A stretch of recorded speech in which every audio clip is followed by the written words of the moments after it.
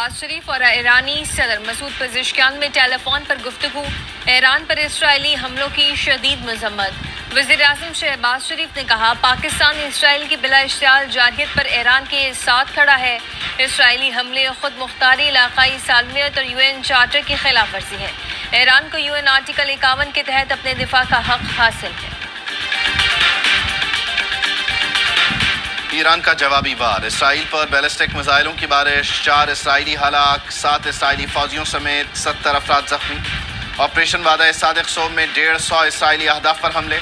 Israeli क़यादत और शहरी ज़ेर ज़मीन बंकरों में छुप गए। पासदारान इनकलाब का इसराइल पर जल्द खैबर मिसाइल दागने का ऐलान। जनरल वाहिदी ने कहा, अहम फौजी अड्डों, वजारत दिफा और सनती मराकज़ को निशाना बनाया।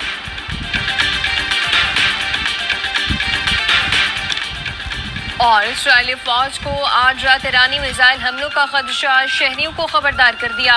इसराइली आर्मी रेडियो के मुताबिक आज रात में ईरान की जानिब से जवाबी हमले मुतवक्के हैं। तेल अवीव के मुज़ाफ़ात के तिबी मराकज़ से ईरानी हमलों में ज़ख्मी अफराद के बंकर्स मुंतक़ली शुरू।